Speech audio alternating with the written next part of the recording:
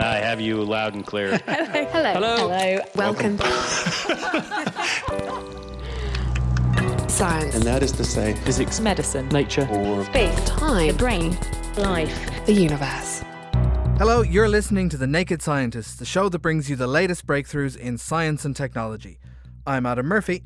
And I'm Phil Sansom. And this week, lockdown may be easing, but the pubs still haven't flung open their doors yet. So we're bringing a little of the pub to you with a Naked Scientists pub quiz. That's right, it's a Q&A show with a difference tonight, as you'll be the ones answering the questions. Us Naked Scientists love a pub quiz, so we thought we'd put our listeners' brains to the test. Adam and I will be your quiz masters. Coming up are 3 rounds, and you're going to get the answers at the end of each. So, pens at the ready. The Naked Scientists podcast is powered by ukfast.co.uk.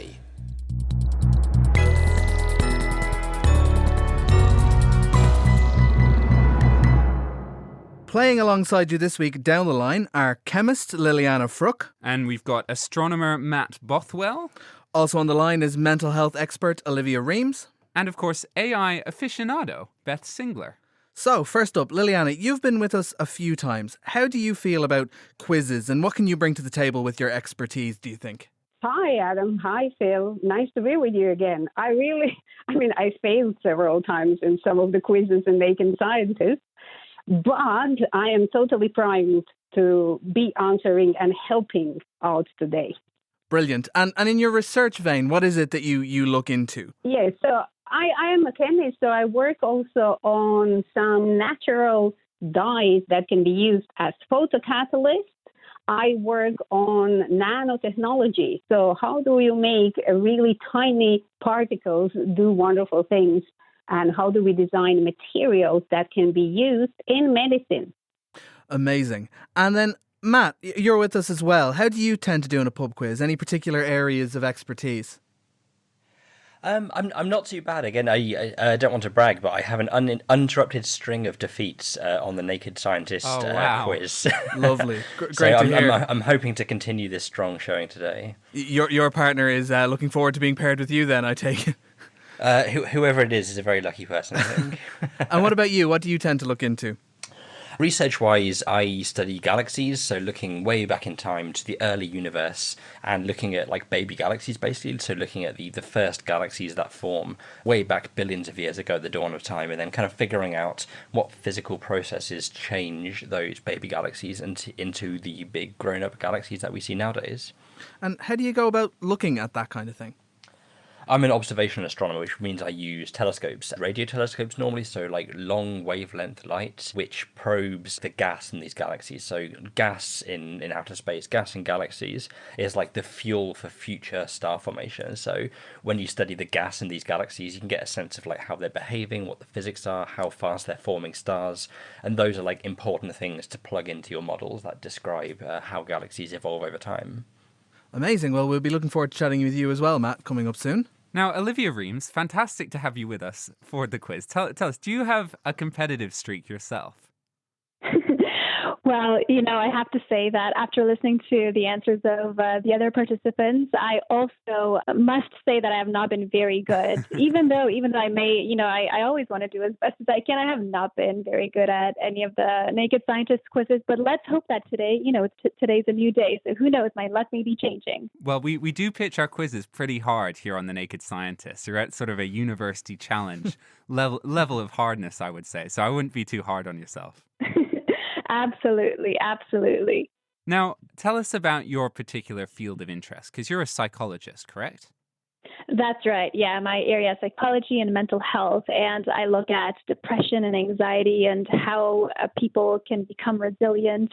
I look at, what are some of the things that makes us have poor mental health? And this is so important now during the coronavirus, when that has been one of the things that a lot of people have been struggling with, these feelings of anxiety and depression, and teaching people coping strategies, so how they can overcome that. And I think it's great because there are things that you can do from the comfort of your own home to improve your mental health. Are you going to use any of these resilience strategies to give you mental resilience today to last you through this quiz? Absolutely. I have a whole arsenal of things, whole toolkits to pull from. So the other contestants better be, they better be prepared. Well, let's move to another of those contestants. In fact, it's Beth Singler. Beth, so good to have you back on the show. Oh, really great to be back on. Thank you. Remind us, for those who haven't heard your pieces on our show before, what's your research bag? I'm an expert on artificial intelligence, but I have to caveat that by saying I'm probably the least technologically adept person around. I am a sneaky social scientist getting in undercover, that I'm an anthropologist who looks at people's understanding of artificial intelligence and how they interact with it and what kind of impact it's going to have on society as well. So I've had to be pretty well versed in what artificial intelligence is and can do, but I'm not a builder. Have you seen anything weird happen in this world since everyone was in lockdown at home, plenty of time to code various computer software? Has anything weird come out of this? Well, yeah, there's lots of reports that our current AI systems, the quite narrow intelligences that we have, are really struggling to deal with a world where we don't behave in the usual way. I mean, everyone knows this from their experience of buying things online, the expectations we build up through our purchases, that they're now struggling to understand why we want so many toilet rolls at the beginning of lockdown, and still reproducing this idea that perhaps we want more and more toilet rolls. So I'm struggling to understand that one myself, to be honest. Well, there was always going to be necessary at some point, but I think we sort of algorithms, they take rubbish in, they push rubbish out. So if we constantly tell them we want one thing, they're only going to reproduce those ideas. So what's your plan for the quiz? Take rubbish in, push rubbish out, or take solid winning quite answers often in? My responses will be rubbish. In the normal circumstances of a pub quiz, I think I'm usually the person there who only supplies the interesting name for the team, and I'm completely struggling to come up with any today. So I doubt I'll come up with any good answers either. Okay, well, if you think of a good name, let us know, update us as we go along. But thanks to all of our contestants, welcome all. Welcome, everyone. So first of all, obviously, I should give the team. So we have team 1 is going to be Liliana and Matt. So Liliana, you've been lucky enough to be paired with Matt. And team 2 is going to be Olivia and Beth. So Phil, are you ready with our all-important scorecard? Oh boy, am I ready. I've written team 1, I've written team 2, I've put a line down the middle. I couldn't be readier. Yeah, what more could you want for a scorekeeper? Right, it is time for round 1. And for this first round, we'll be giving you 3 clues all about a famous person in science. For this round, the scoring is going to work. If you get it after the first clue, we're going to give you 2 points. If you get it after the second clue, you only get 1 point. And if you get it after the third clue, you get that all-important half a point. But if you don't get it, even after clue 3, or give us the wrong answer, we'll let the other team have a crack and see if they can get it. Liliana and Matt, you're getting our first question, read out by Eva. Are you ready to go? Ready. I am ready. Brilliant. Okay, so here is clue 1. I was asked to be the president of Israel in 1952. So it has to be the president of Israel. Any ideas? Yes. Is it Albert Einstein? That was going to be my guess as well. So is that what you're going with? You're going with Albert Einstein? Are you going to give me an answer? Yeah, I don't know for sure, but that would have been my guess. If it was your instinct, then I think we go for it, yeah. Risky taking a shot after clue 1. Let's see if that was it.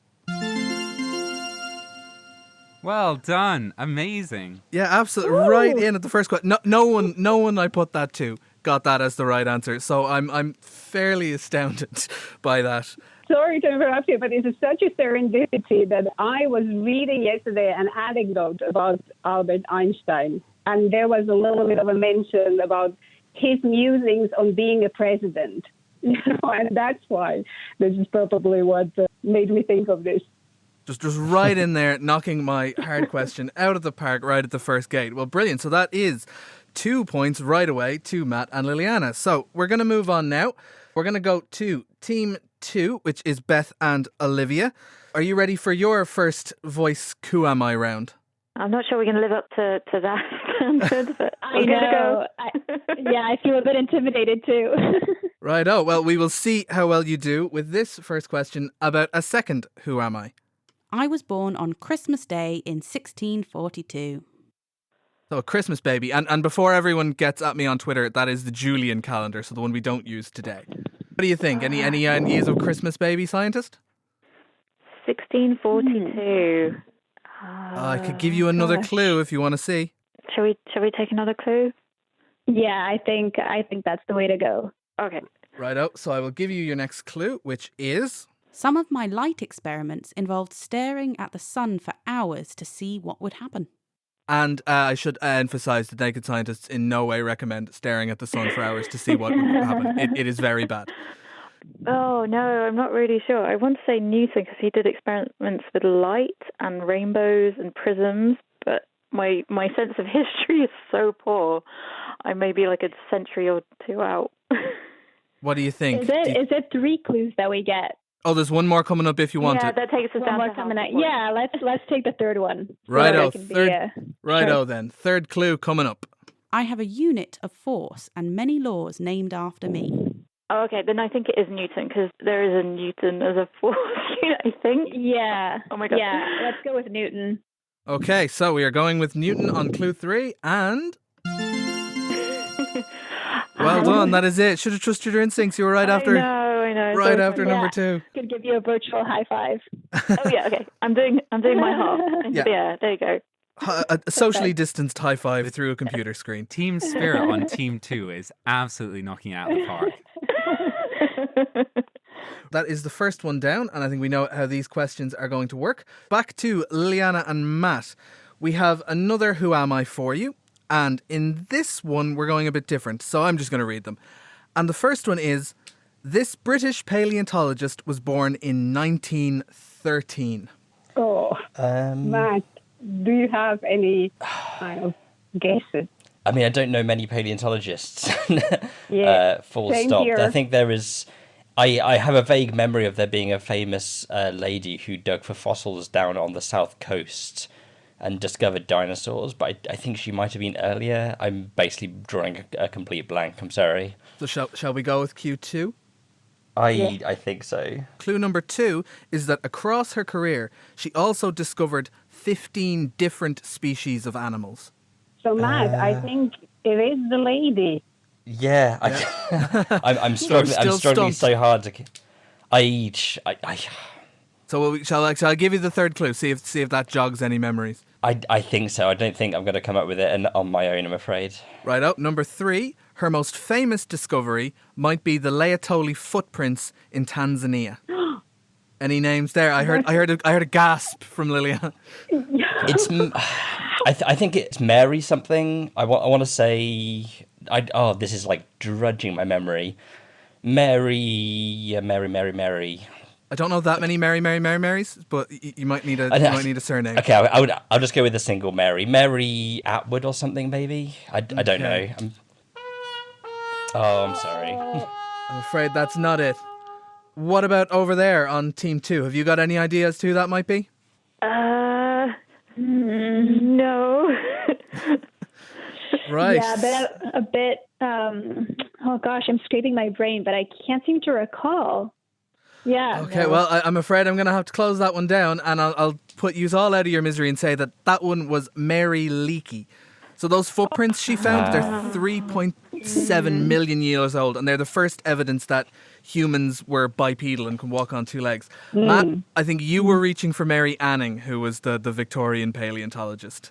Oh, that's probably who I was thinking of, yeah. No points there on that question. Right, well, Team 2, Olivia and Beth. Let's go back to you. I'm going to give you 3 clues. Clue number 1. This West Virginian mathematician was born in 1918. Who am I talking about? 1918. That's when the First World War ended. West Virginian mathematician. Shall I give you clue number 2? Yeah, I think that would be helpful. Number 2, John Glenn would refuse to go to space unless she'd checked the numbers. Okay. So someone from the film Hidden Figures, possibly. I'm trying to remember any names. Mathematician, female. No, they're all just completely gone from my mind. I'll tell you what, the third clue isn't going to help you much. I'm going to give it sorry. to you. The clue is she was played by Taraji P. Henson in the 2016 film Hidden Figures. There you go. So you're going to hate me for that.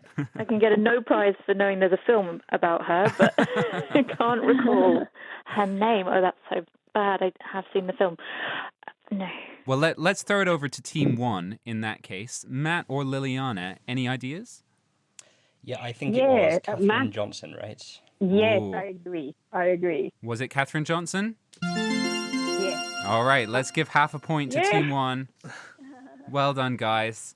Ooh, just swooping in and taking it away there. Beth Singler, I really am sorry. I can understand that tip of the tongue feeling. Yeah. Let's redeem it in the next few questions. Matt and Liliana, last question of this round. Last Who Am I? And your first clue is, this physicist had a particular fondness for pigeons. Oh, I know. Matt, I think this is Nikola Tesla. Oh. And you know why I probably know that? Because he was born in Croatia and I'm Croatian. So we know a lot about Nikola Tesla. And I remember recalling that he was living in New York and he had the ritual of going out and feeding pigeons. So everybody thought that he's very eccentric. You happy to go with that, Yeah, Matt? I would never have guessed this by myself, but you saying this rings a bell, and yeah, you hit it out the park with Einstein. So yeah, absolutely, I will trust you implicitly. We'll see if it's Nikola Tesla. Wow! Yes. Liliana is absolutely smashing this round. I think hopefully you would have gotten it if at the last round when I said he was a brand of electric cars. I think maybe that would have given it away. I wasn't expecting anything on the first one. Well done there. Nice job. It's really a little bit of serendipity, that there are all of this, a little bit of an eccentric physicist involved. Yeah, brilliant. Well done to you two, and we'll move on to Team 2's last question now. All right, Beth and Olivia, here we go. Clue number 1. This mathematician had a deep, deep revulsion of beans. Bees. Bees or beans? Beans. I heard beans. Beans, refried kidney variety. Oh, right. So he didn't like eating them. I'm so tempted to say Alan Turing, but I'm just wondering when this mathematician lived or how long ago. Yeah, we might need 2 another might clue. help you with that one. Shall I give you question 2? Clue 2, I should say. This is clue number 2. He was born around 570 BC. It's definitely not Alan Turing. Probably not, no. Probably not. No. Ooh. I think that's ringing a bell. 570 BC. Beans. Is it Archimedes? Maybe. I'm trying to remember all my ancient Greek people. I'm going to have to press you. Shall we move on or shall I accept that answer? Can we have the last clue? Yeah, go on. All right. Every school child knows his name for his work with triangles. I know it. Pythagoras. Yeah. Definitely Pythagoras. Congratulations. That was not an easy one, and you triumphed. Very well done. Thank God for clue number 3. Yeah. Always bet on clue number 3. I'm learning a lot, though, because I didn't know about his relationship with beans, so that's good. Oh, no, of course, because that's how they killed him. Well, that brings us to the end, everyone, of round 1. Hello, sorry to butt in. Katie here from the Naked Scientists. Did you know we make other naked shows too? The fraction of all humanity who has actually gotten a chance to see their own brain is very tiny, and you are welcomed to that club. So if you enjoy musing over the mind, reflecting on thought, or frankly feel bamboozled by the brain, check out Naked Neuroscience. Well, my face hurts now, so yeah, let's go with spicy. Don't go down into the creepy cellar and turn the light on. Exactly. Access the full archive via nakedscientist.com/neuroscience or subscribe to Naked Neuroscience wherever you get your podcasts.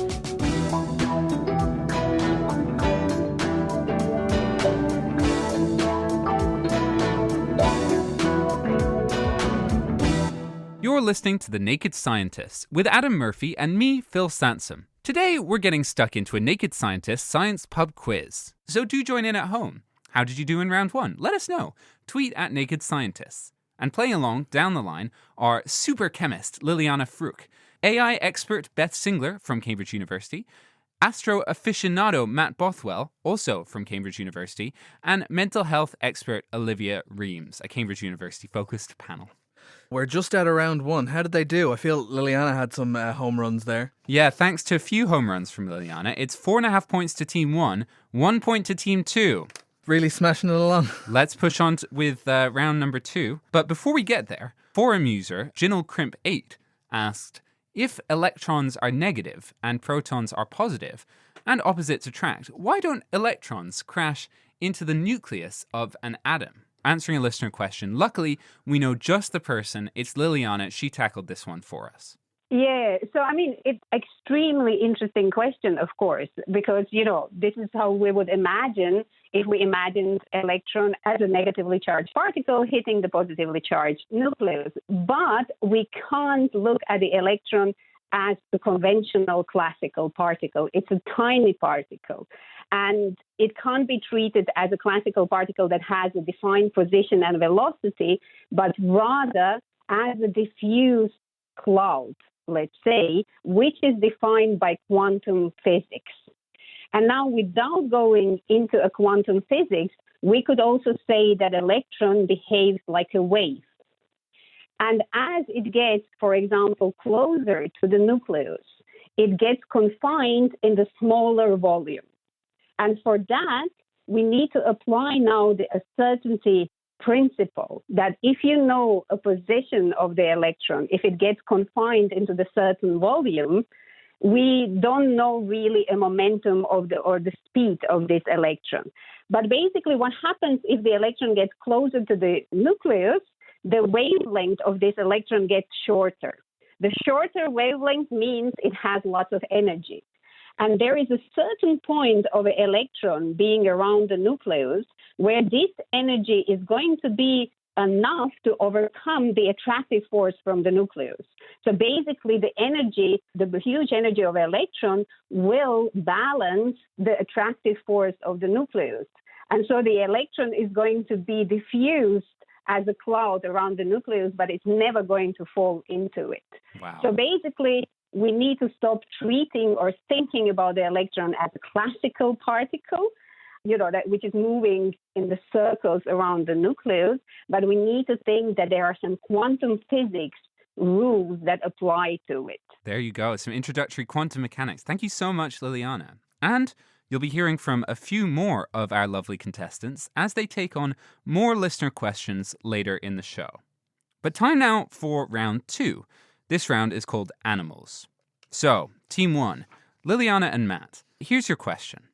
Humans have 3 color receptors in our eyes, one for blue, one for red, one for green.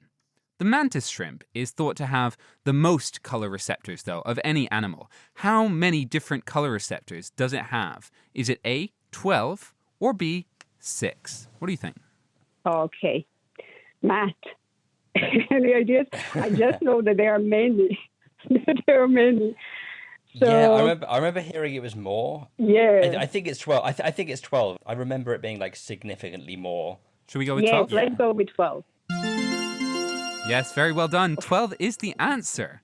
However, they're not actually as good as us at distinguishing between closely related colors because of a quirk in how those receptors work. They can differentiate orange and yellow, not the shades between. Well done. 2 points. Right now, Olivia and Beth, your question. Due to some cross-wiring in the brain of the circadian rhythm and the trigeminal nerve, a rooster is only able to crow in the morning. True or false? I've only heard roosters crow in the morning, so just based off of experience, I'm tempted to say true, but what do you think, Beth? I feel like we have got some roosters nearby. I think I've heard them at different times, but I don't know. It sounds more scientifically plausible than they can do it any time. I don't know. So I'm gonna need to press you for an answer. Yeah. We'll go with true. I'm afraid not. That is me Googling random science words and putting them on a page to see what would happen. So despite what we've led to believe by storybooks, roosters will crow pretty much whenever they feel like it, when they've been fed, when they're warning other roosters, or even to celebrate success with a lady chicken. They will crow just because they feel like it. I am afraid no points there. Right, over to Team 1. Back to you, Liliana and Matt. Now, here's a couple of questions that you won't find in most pub quizzes. This is from a recent paper published by Camiloglu et al. At the University of Amsterdam, showing that humans can actually accurately tell what a chimpanzee is doing from listening to the sounds they make. So, I ask you, what is this chimp doing here?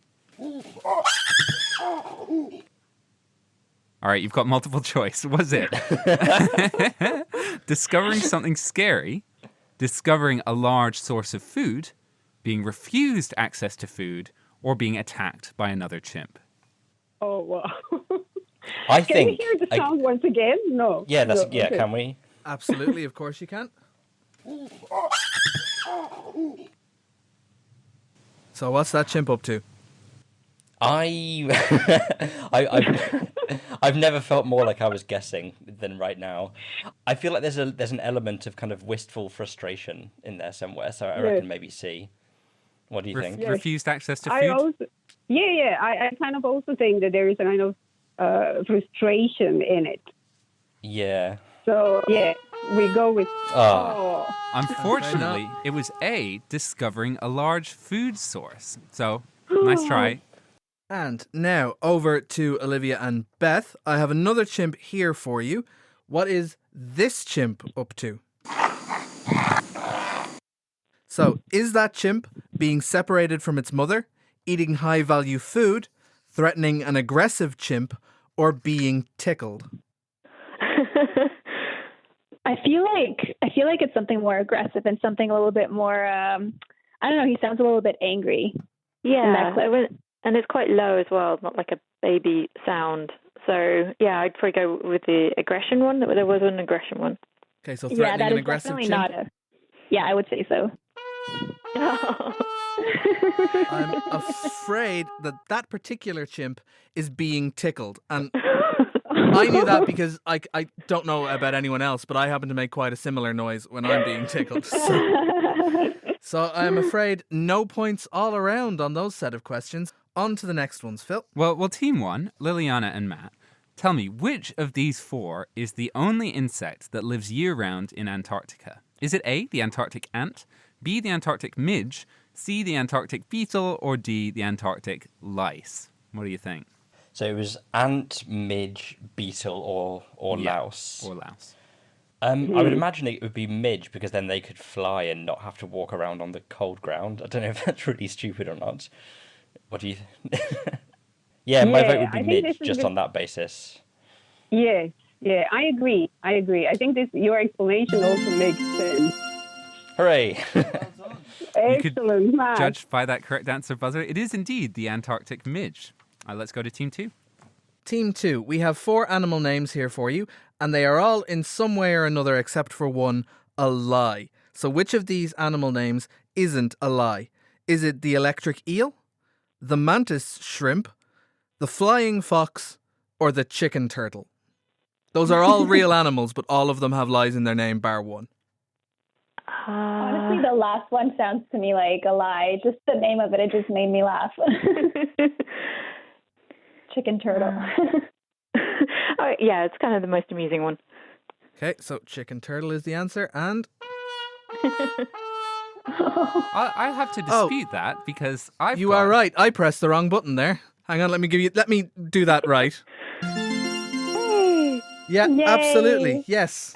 Thank you, Phil, for pulling me up on that. It is the chicken turtle, but maybe not for the reason you think. It's called that because apparently it tastes like chicken. An electric eel is actually a kind of knife fish.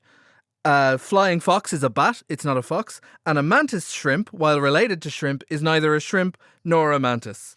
Good work on that one, despite my incorrect buzzer pressing. The Naked Scientists podcast is produced in association with Spitfire, cost-effective voice, internet and IP engineering services for UK businesses. Find out how Spitfire can empower your company at spitfire.co.uk. Music in the programme is sponsored by Epidemic Sound, perfect music for your audio and video productions. You're listening to The Naked Scientist with me, Adam Murphy, and with Phil Sansom. Right now, we are indulging in a science pub quiz that you can join in at home if you like. If you're playing along and want to share how you're doing, we're at Naked Scientists on Twitter. We have got 4 willing contestants, and friends of the show playing along down the line.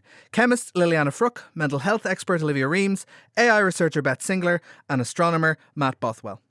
In the last round, we talked about animals and what they're feeling. But what about people? Olivia, we've gotten this one in from a listener who says, how might lockdown be affecting our mental health? And can we take any steps to help? What do you think? Can you answer? Yes, we absolutely can. Our mental health has been affected because of the lockdown. It is still being affected, but there are things that we can do. And the first thing that a lot of people have been experiencing during this lockdown is this loss of meaning and purpose.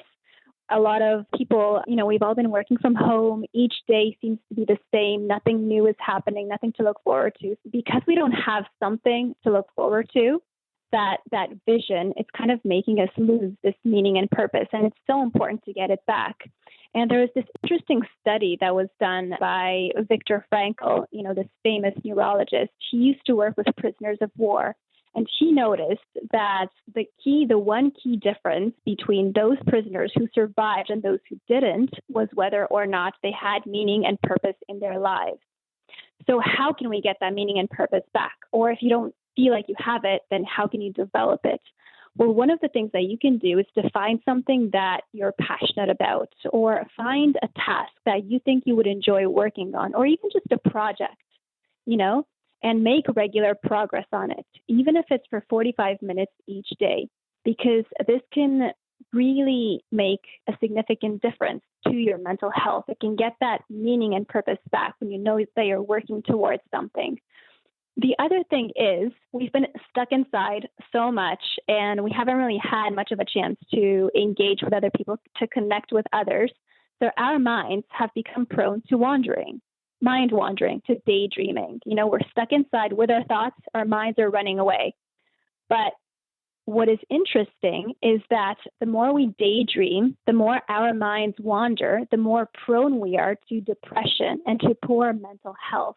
People don't really think about that. That's why I think it's quite an interesting finding, because ruminating and thinking a lot about things can actually predispose you to depression and mental health problems. So what is the antidote to that? Well, focus on your present task. This pulls you out of your thoughts, and it makes you focus on the present moment. That's this idea of mindfulness, isn't it, Olivia? But absolutely.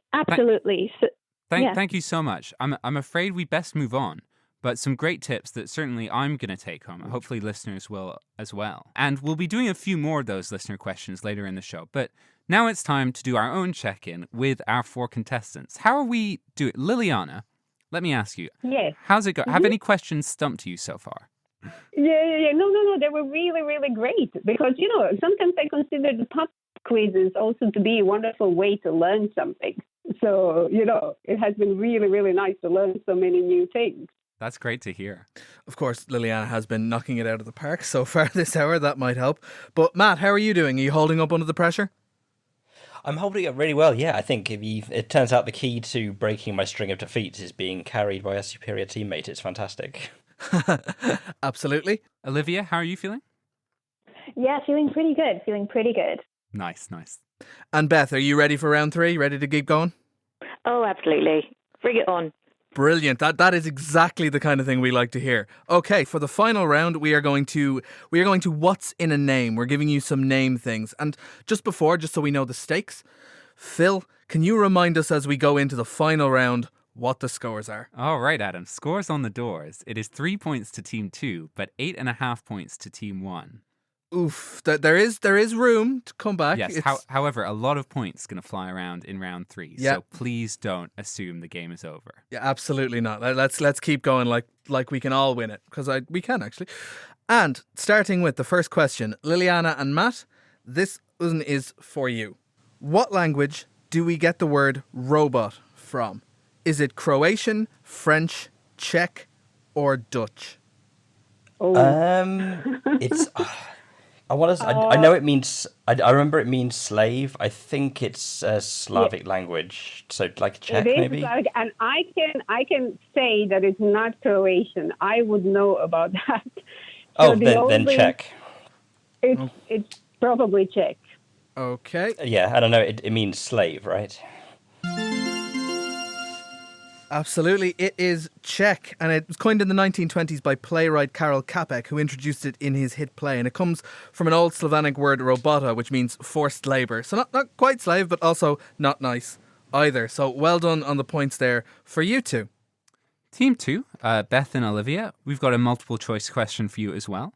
Tell me, which field of science did the word meme, like internet meme, of course, originally come from? Was it A, evolutionary biology, B, computer science, C, archaeology, or D, astronomy? Sorry, my memory is so bad. What was the list again? It was evolutionary biology, computer science, archaeology, or astronomy. Okay, because I think it came from semantics, but I guess the closest is computer science. Olivia, any thoughts? Absolutely no thoughts at all, so I'm happy to go with that. Is that a final answer then, Beth? Is it computer science? I mean, it's complicated. I wrote a whole book chapter on the meme, so it's a bit more complicated than any of those four. But yeah, I go for computer science, and I suppose is the closest to semantics. Well, given that you've written a book about it, you may be about to correct us. But what we have is evolutionary biology, coined by Richard Dawkins from The Selfish Gene. It kind of predates him a little bit. It comes from some other idea. There's a variation called meme before meme, and yes, Dawkins. Yeah, anyway, it's complicated. It doesn't matter. It's fine. Hang on, I'm not sure we can take away any points for that, given that Beth did actually know. Given we have an expert who's actively correcting us. Yeah.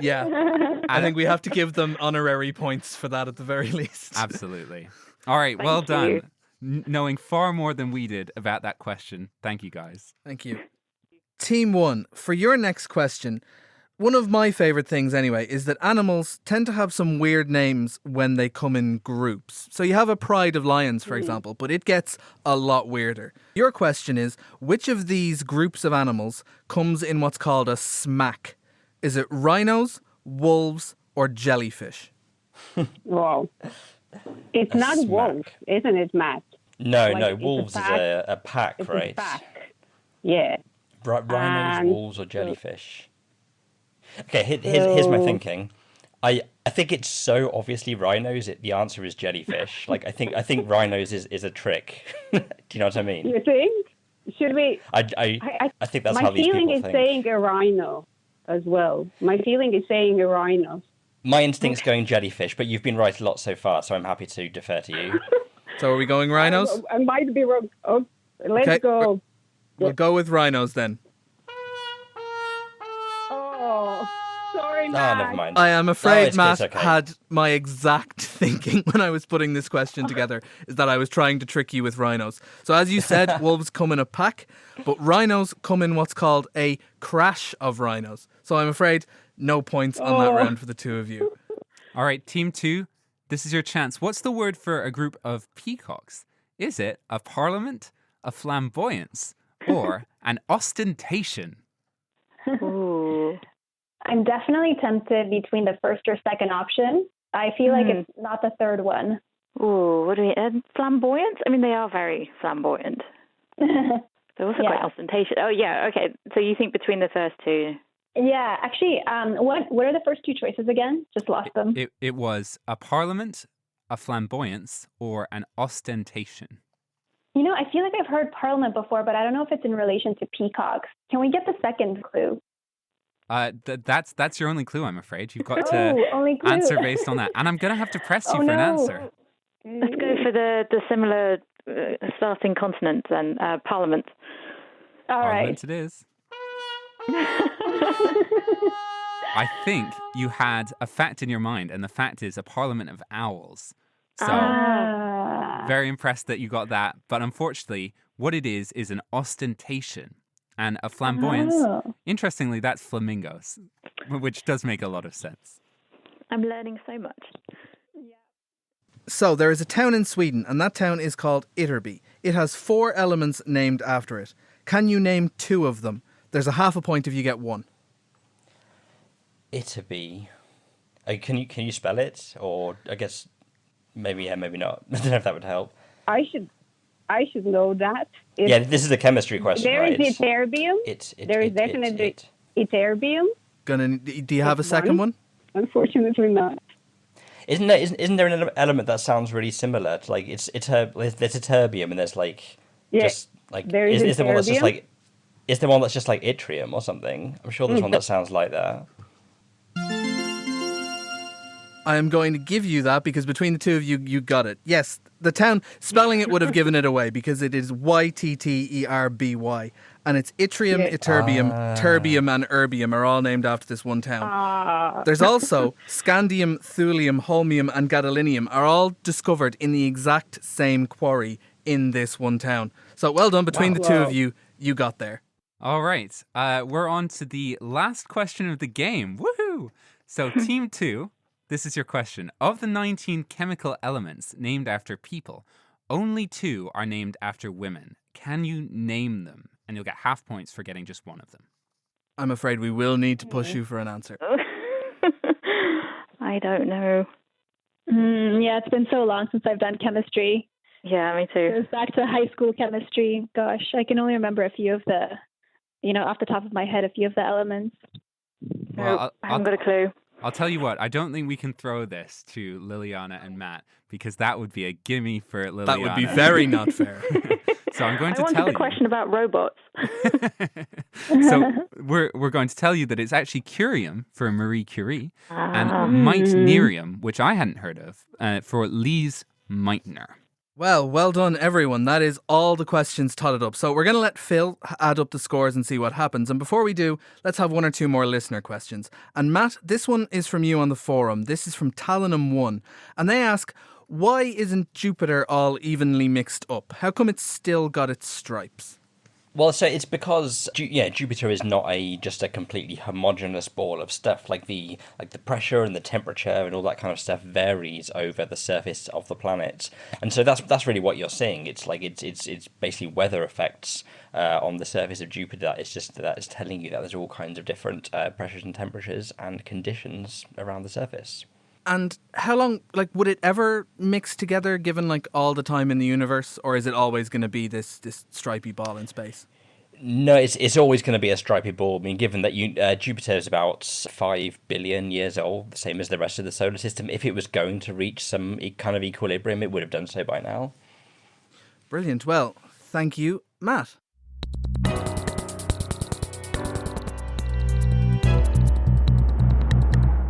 You're listening to The Naked Scientist with me, Adam Murphy, and with Phil Sansom. We are just about to reveal the winner of our science pub quiz. And on Team 1, we have chemist Liliana Fruck and astronomer Matt Bothwell. On Team 2, mental health expert Olivia Reams and AI researcher Beth Singler.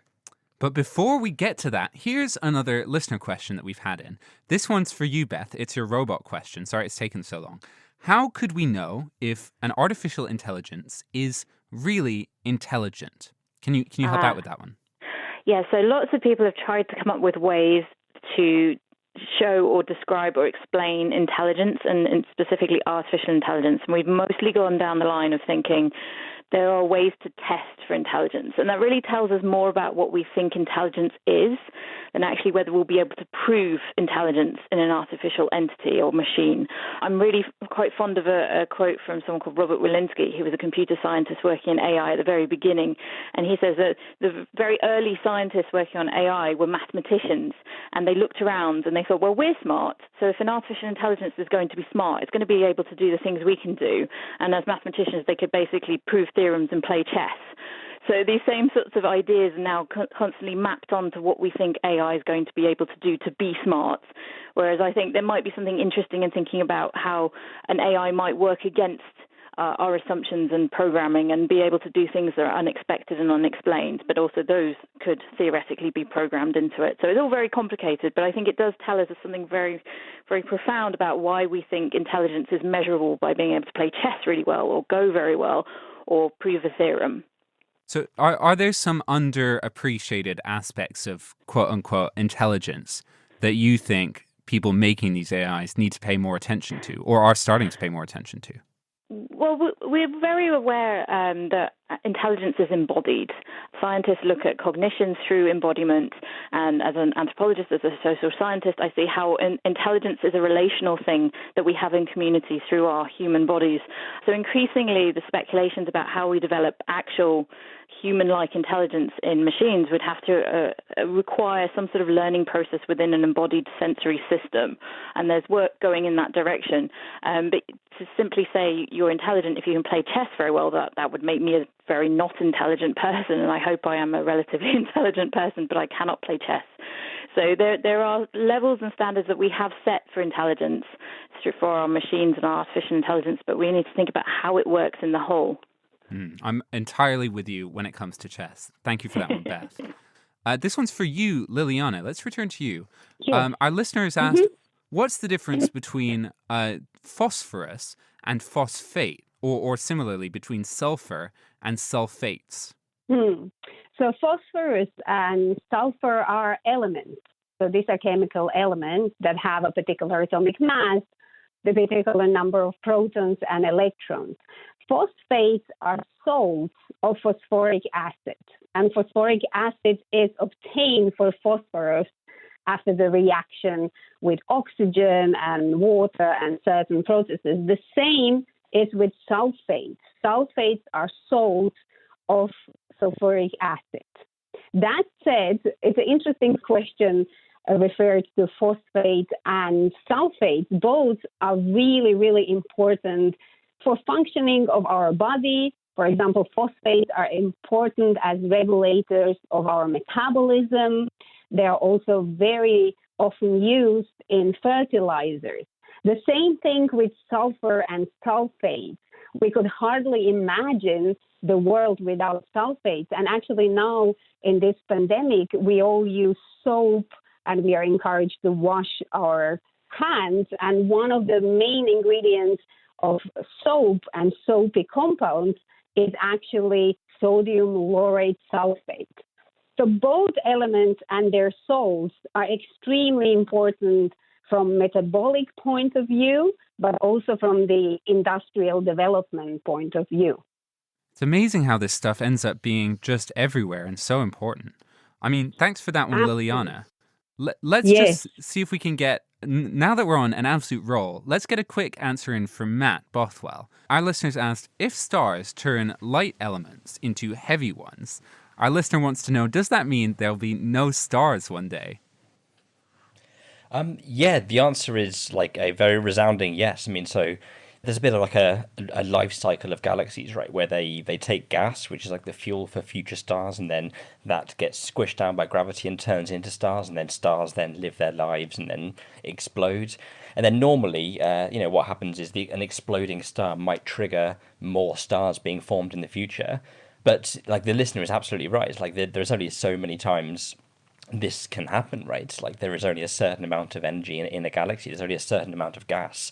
Once it's all gone, it's all gone.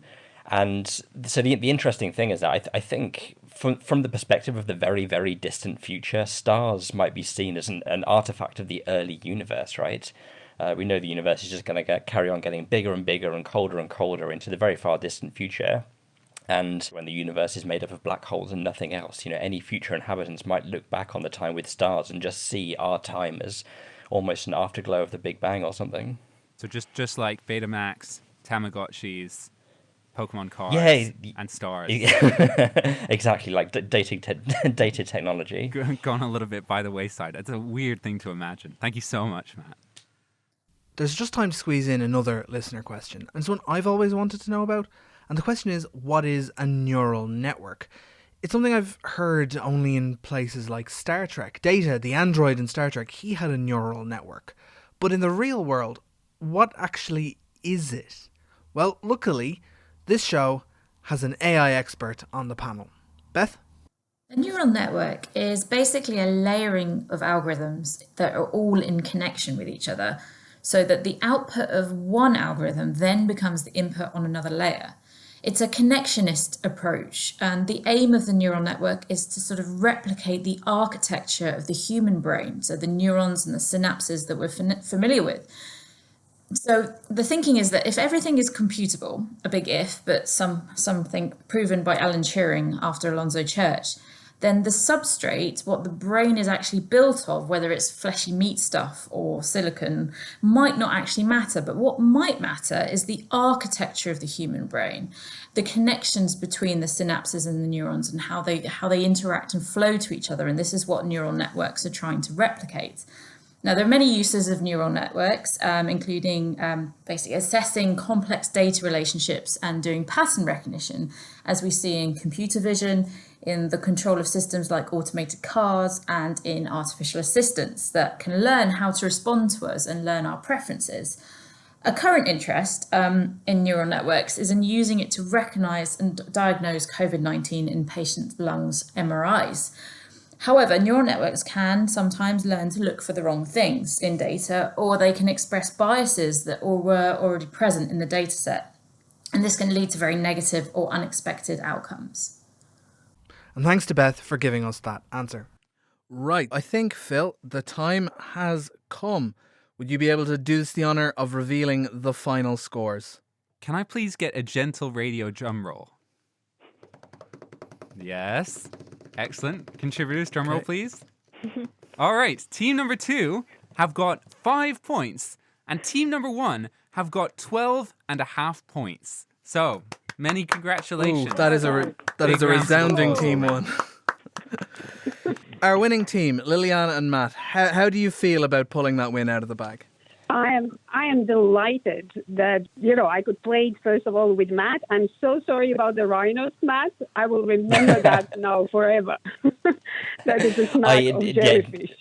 I didn't actually know the answer. I was trying to outthink the people that write the quiz.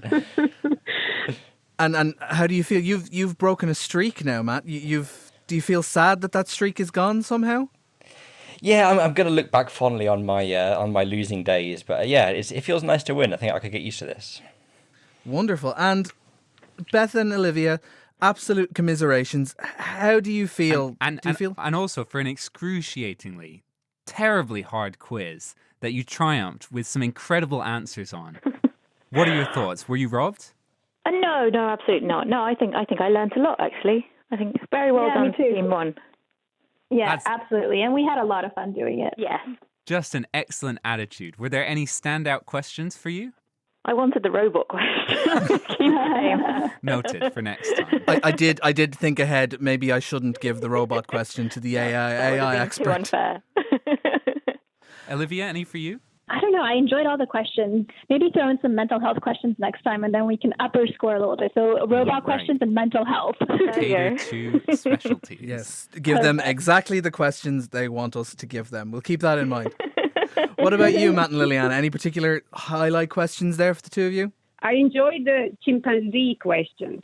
I mean, we didn't get anything right, but, That's right. It was an interesting experiment. That's exactly what I was going to say. I could do a whole quiz of chimpanzee noises. It was fantastic. Right, so we will keep that in mind for next month. The questions will be nothing but chimpanzees, exclusively chimpanzee noises, and you're going to have to guess a chimpanzee deciding it's had a bad day getting to work late, things like that. We're going to make it real weird. Adam, I have to ask. Count me in. In that paper, how many other noises were there? Oh, you know what? I don't know, Phil. Is there a big bank that we can pick from for next quiz? Because that was really good, that. I'm sure there is, but basically the paper was just that we can determine really clearly that a monkey is being tickled and not just angry. But I think we'll have to look into that a bit more. Absolutely. And we must leave it there. Thank you very much to our contestants for being such great sports. That's chemist Liliana Fruck, mental health expert Olivia Reams, AI anthropologist Beth Singler, and astronomer Matt Bothwell. And thanks to you for listening and for playing along at home, and to Adam and Eva, who put the show together. Do join us next week, because as the world tries to rebuild its economy, we're looking to the most urgent need of our era, saving the planet. Find out how on Earth we're going to cut emissions, extractions, and prevent mass unemployment at the same time. The Naked Scientist comes to you from the Institute of Continuing Education at Mattingley Hall at the University of Cambridge, and it's sponsored by Rolls-Royce. I'm Adam Murphy. Thank you so much for listening, and until next time, goodbye.